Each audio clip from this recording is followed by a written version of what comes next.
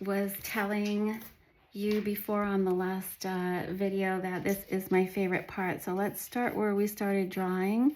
I'm just going to go around my mushroom. I'm going to darken the areas that you would think would get, there's my dog again, scratching. I don't know why he does it. He's like trying to build a nest. That you would think naturally the sun wouldn't hit. So that would be naturally underneath. You know, usually this is going to be on the underside of whatever you're working with. Now, in the case of this mushroom, it has this little sprouty piece that we did. So that's going to throw off a shade too. So we can shade under there too. And let's, for the purposes of this page, let's pretend the sun is over here. Decide that the sun is over here. Let's just draw a little. That's a pretend sun. Okay, so that means that this, the top, and this side is going to be getting more light than the bottom and this side. So the bottom, going to get much more shading so we can bring it up. And that's the wonderful thing about pencils. You can just, you don't even have to press hard. You can just go over your lines. If you want to add a little bit of depth by pressing more deeply, you can, but you can add a lot of drama just at this stage without even any color, just with the pencils. And since it's just a regular number 2 pencil, I can erase and I can smudge, and this part is really great. There's so much drama here for someone who loves to draw. So, and in terms of this part, the edible part of the mushroom, there's going to be a lot of darkness right here, some darkness here.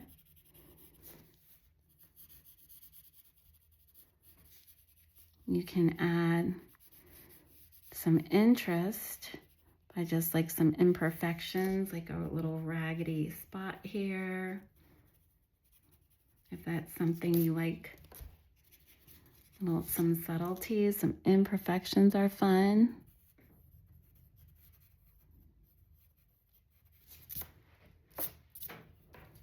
And so if there's going to be imperfections there, there's likely to be imperfections on the other side.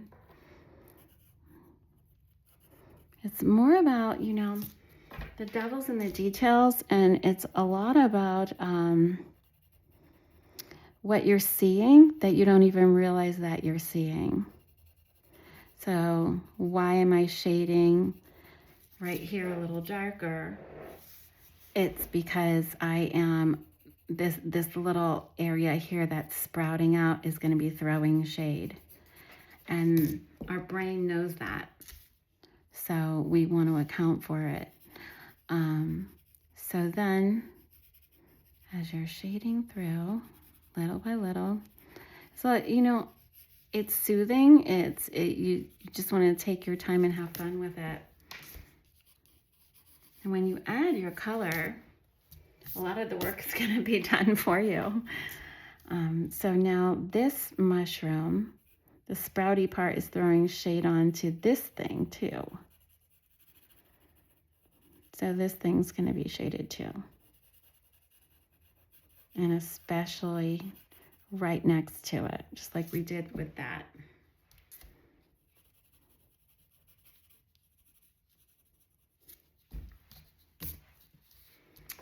And now this part here, the tippity top of the mushroom.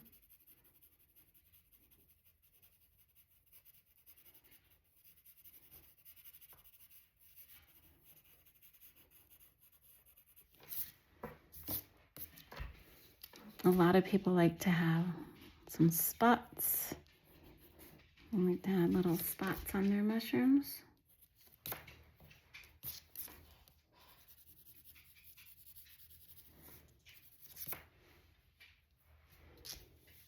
And this is likely to have some kind of a texture, as is that.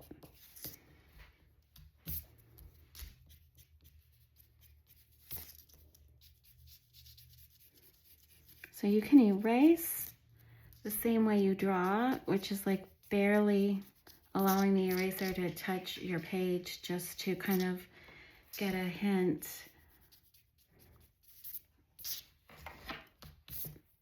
of it. And so let's outline our leaves. Now when we go in, we can add some texture or detail.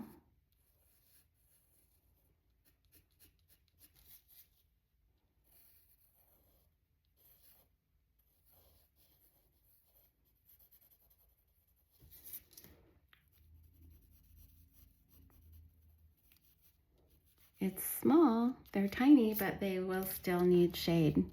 That's going to be like on the bottom and on the side away from the light.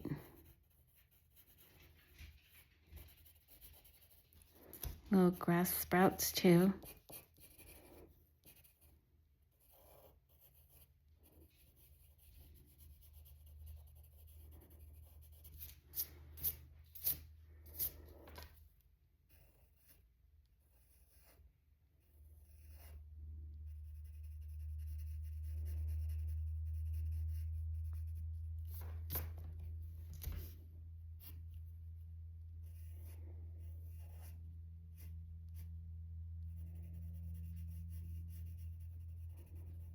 If you like coloring,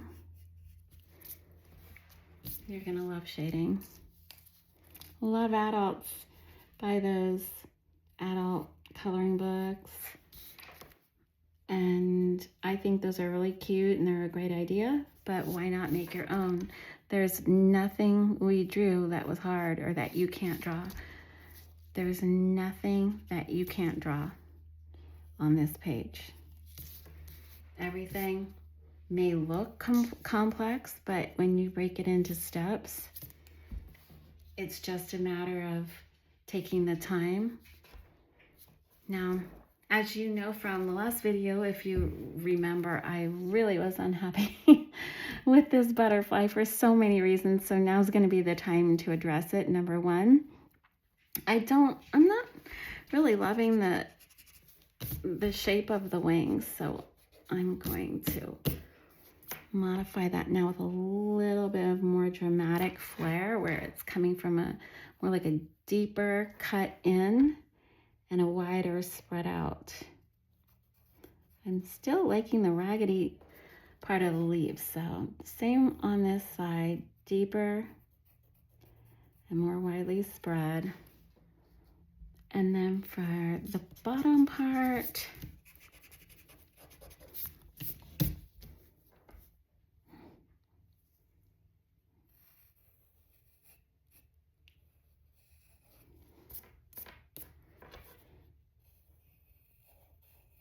I'm gonna kind of taper that in further. And the reason I'm okay with this mess here that you see is because I know this is not the end of things.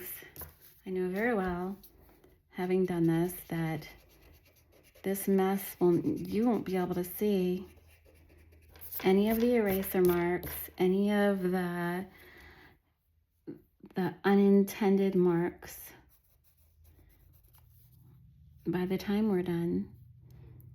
And what we do choose to leave to the eye is actually going to be pretty charming in this day and age where you don't see sketch marks on drawings anymore because they're not made by humans.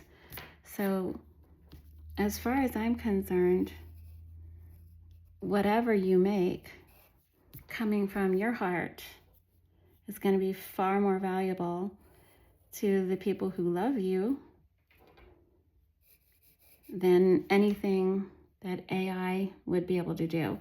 And at this point, AI is almost like a dime a dozen.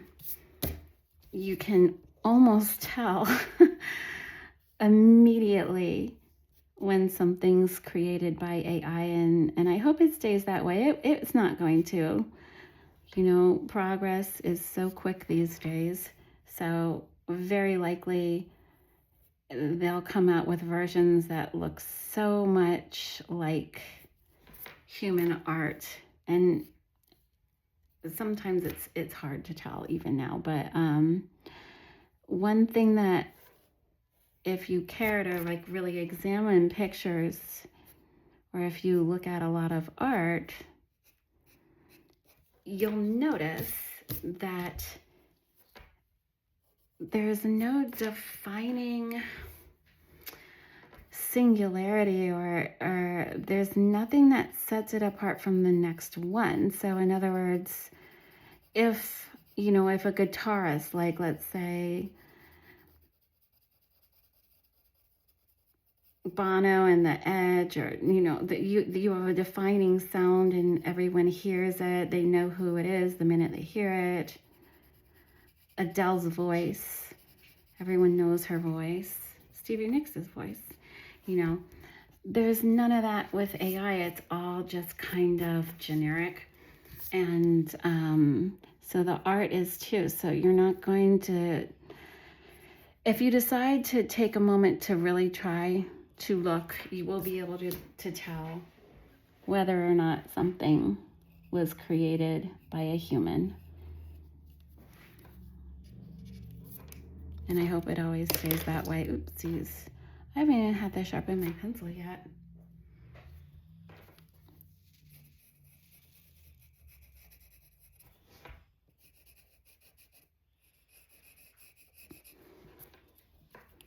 I have still tried to apply the same principle to the butterfly with the shading, that yes, it's going to be more, in this case, more shading on the right side and on the bottom. But it is number one, it's an animal, so it moves. Still applies though, but also it is maybe a little transparent, so it might not apply quite as much as it would, say, for, you know, the bird. I want to give him, no, don't like the hair that way. Let me put the hair the other way. Now, if you see some shading marks here, kind of like blend smears, and if you have that on your page and you don't like it, don't worry about it. You won't. If you don't want it to be seen, we will make sure it is not seen. It's my nemesis bird eye.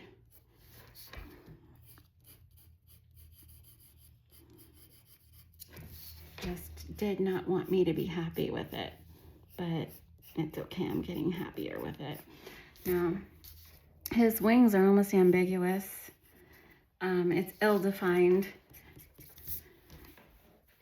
There's not one line showing exactly where his body begins versus his wings. So I can improve that with color. So what I could do is like maybe have like some sort of a more pattern within the wing there, and certainly some shading.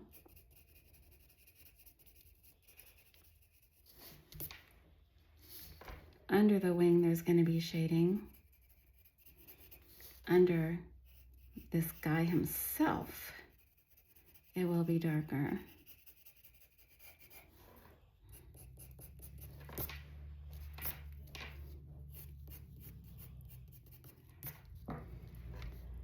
And even the beak.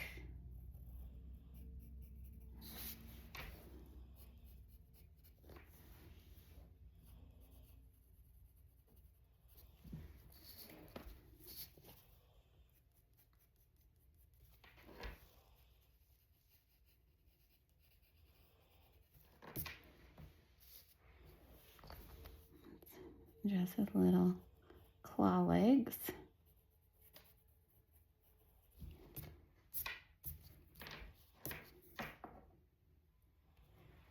Okay. I don't think I like this heart here after all. I'm gonna change it to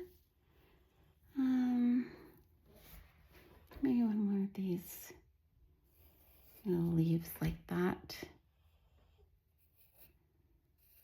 But how's your composition shaping up? Have you been inspired by some of the choices I've made with mine, or have you gone your own way? I would love to see some examples and some of your artwork in the sketching phase and beyond. I know you guys are like mommies of toddlers. When on earth do you have time to sit and sketch? Never, ever, ever. Because the moment you pick up your pencil, your little boy and your little girl, they want to hold the pencil too. So I say let them, if they're at an age where that's a safe choice, and see what they draw. You know, chances are,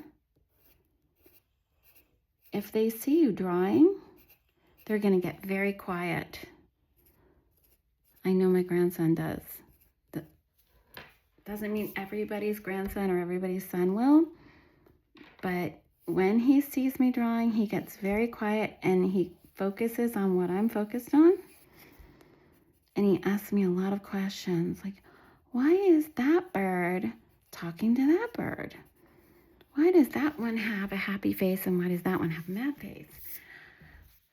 Do you think that one's mad?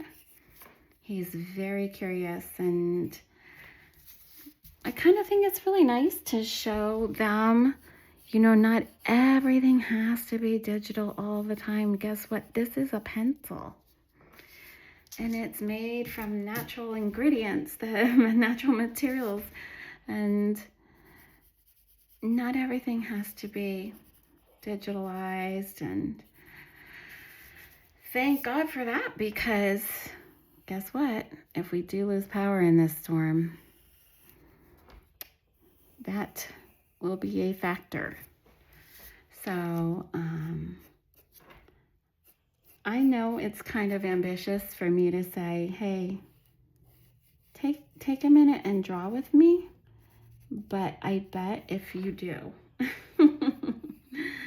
I bet if you do, your child will take interest in what you're doing, and they might even want to draw with you.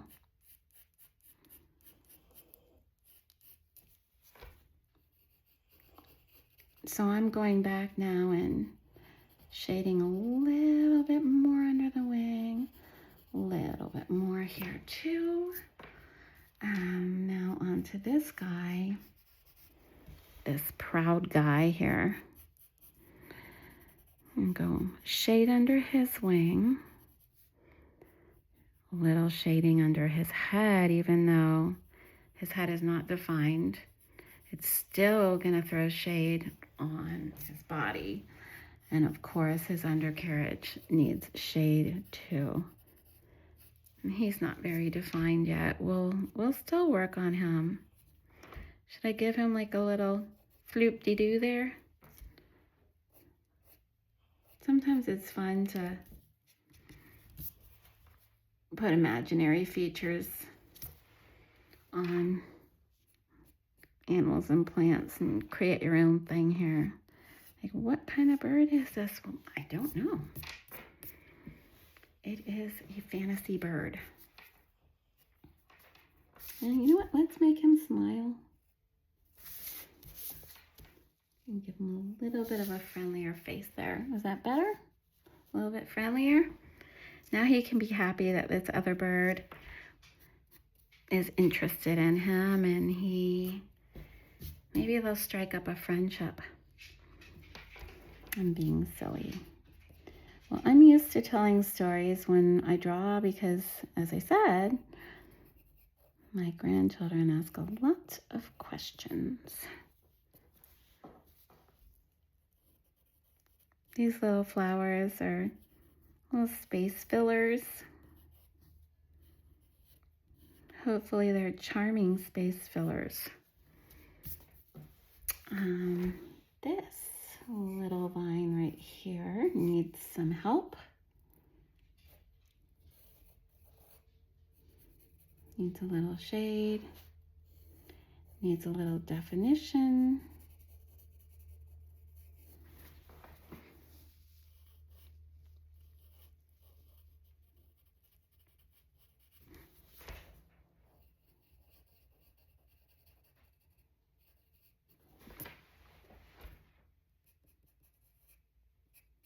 maybe texture.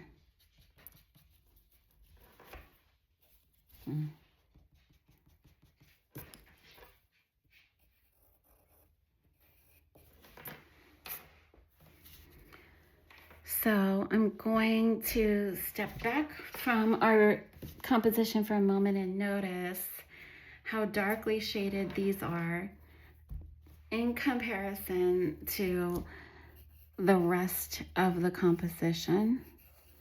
And I want to keep it all kind of cohesive. So I want to make sure that I treat the bottom of the page similarly and have like the same type of a weight, which basically would mean your eye registers that it's not off balance. Like right now it's very off balance because we have a lot of heaviness here in the weight of the shading, and down here it's the reverse. So we want to make sure that we keep our piece balanced. I can add a little more shading where it's needed and even get that eraser out if it's too heavily shaded up here. So you can definitely add a little contrast right here with the floor of this bird cage, the one that we moved I don't know how many times, and how we can kind of show that it has a little bit of a shine to it by shading the bottom and the sides. And of course more on this side because we decided our light was going to be coming from that direction.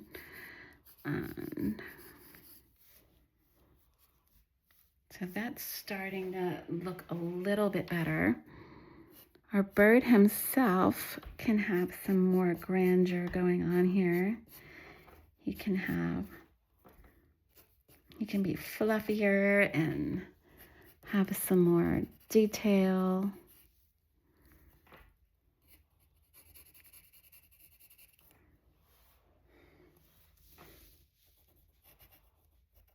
And at this point, I am going to have to sharpen my pencil. Just simple, standard 99-cent one. Okay, he almost looks like an eagle. I don't really think I was going for an eagle look, but this is what he decided he was. Maybe he's dressing for the part, just for the job he wants. Maybe he wants to be an eagle. I think that's kind of like a stick shape.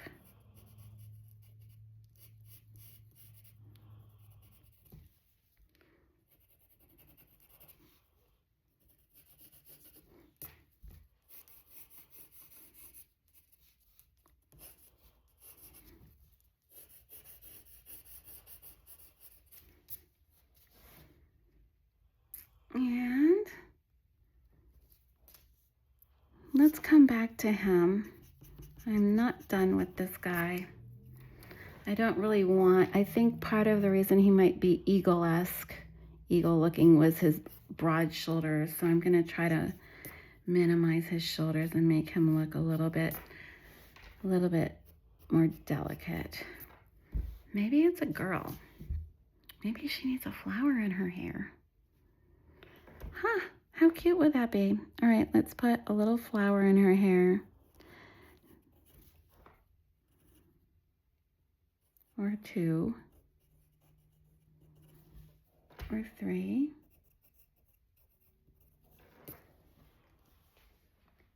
Well, guess what? I don't like it at all. But that's the fun thing about sketching. You can erase it and try again. If you're a digital artist, if you like digital art, it's so easy to erase. It is so easy. I think the ease of fixing mistakes might be the best thing about digital art. It's just so easy to fix. Now, since I didn't like the flower there, that doesn't mean I won't like a flower. It just means I didn't like it there. I'm going to try one more time with it up here. And if I still don't like it, I'm going to give up on the idea. Well, now I think it's kind of cute. Let's just leave it there and see how we feel about it when we come back to it. Okay, let's get on with our trying to balance the composition here.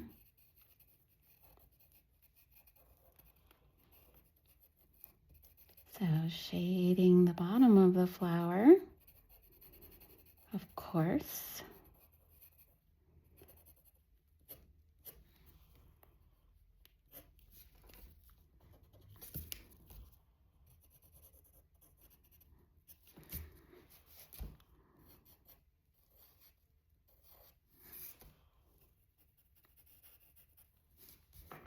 So do you see how simple it is to draw? It's really nothing more, especially with fun stuff like this. It's really nothing more than paying attention to details and having a good time representing the shapes and the colors and the magic that you see around you. I'm just trying to be dorky right now, but I don't have to try because I'm naturally dorky. Is that a brag? I hope not. I did not ask to be made dorky. It just was made that way. I've been made aware of it by more than a few people. So that is just the way it is. I'm very fortunate, and my grandson loves me dorky. I don't know if he's going to love it when he's a teenager. He does love it as a toddler.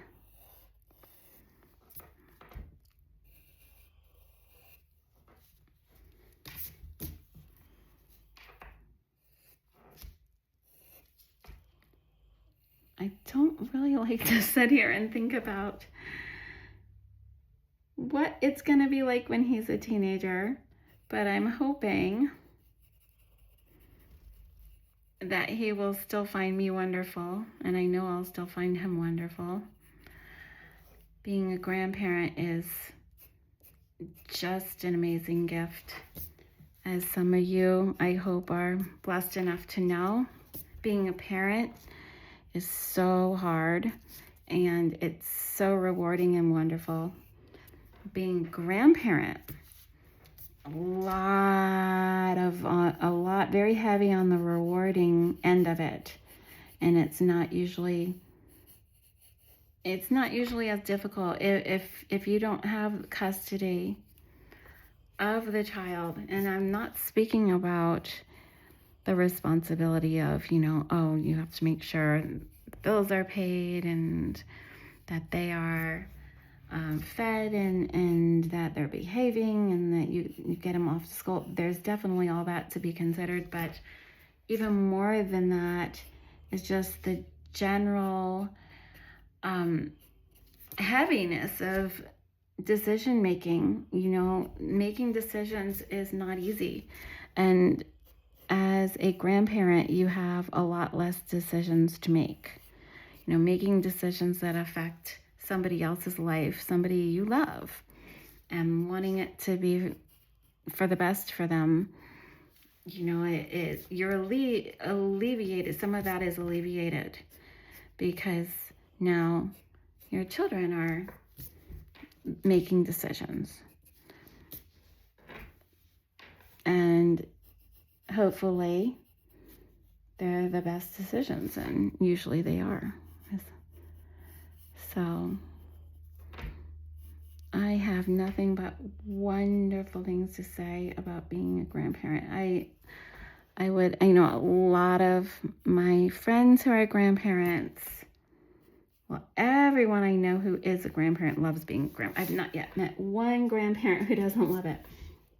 That said, I have had some say to me, "Oh my God, I I can't visit with my grandkids more than once a week. It's so exhausting. Or, I've had a lot that, as much as they love it, I've heard a lot of grandparents say how exhausting it is. And I am so lucky that I don't feel that way. And I know it has a lot to do with how my kids have raised their kids. But also, I'm just a kid person. And I've always known that about myself. Even in high school, I knew kids didn't take energy from me. They gave energy to me. I loved a child's laughter, and I loved, I knew when I was in high school that I wanted to be a teacher.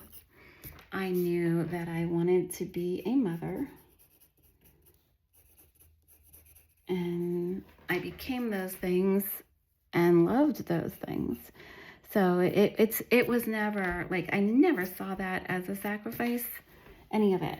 And, I would get to work early before all the other teachers, I actually loved being the first one there when, I had my classroom to myself and no one coming in to distract me from my goals. And of course, I tried to incorporate a lot of creativity into my lessons that I did with the kids. And a lot of the kids were really, really responded to it. They really, really loved it. Especially when you have back then, 10 years ago was the last time, 8 or 9 years ago. Nope, 9. The curriculum was still, I should say, heavily influenced by standardized testing. So I, at one point, was teaching at a school, and my principal said to us in a meeting, if I come into your classroom and you are working on anything that I cannot find on the test, we will have a conversation in my office. And we taught straight to the test, and I felt devastated for these children. And this was elementary school. I never taught anything other than elementary school. Elementary school was my jam. That's where I loved to be. I don't know how some teachers can teach middle school.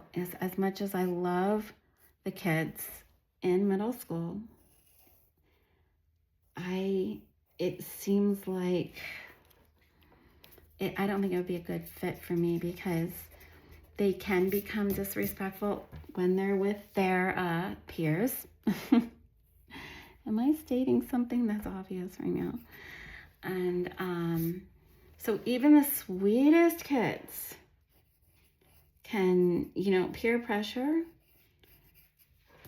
becomes the most important thing. What their friends think becomes the most important thing. So even the sweetest kids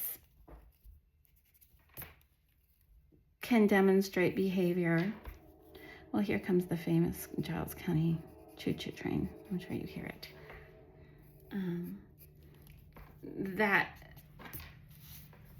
That would kind of floor me. And I just wasn't...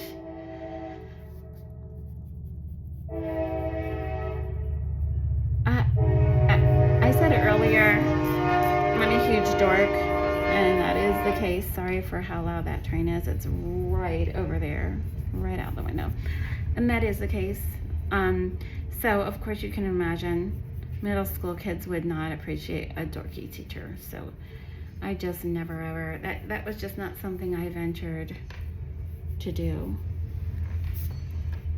Doesn't mean I don't love them. This means it wasn't a good fit. So, okay, we're getting better balance. We're working on keeping the balance with this shading. And I know I'm kind of flighty. I go kind of from one to another. I kind of go where the mood strikes me. I moved the teapot spout a little bit. This is like a work in progress, as obviously, but definitely something that I love doing, and I hope you love it too.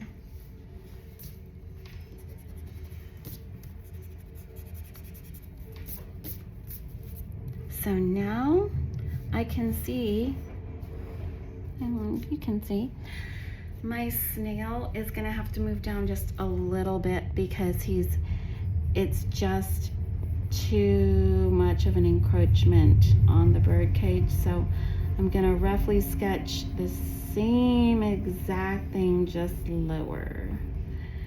And take it away from here. And add it here.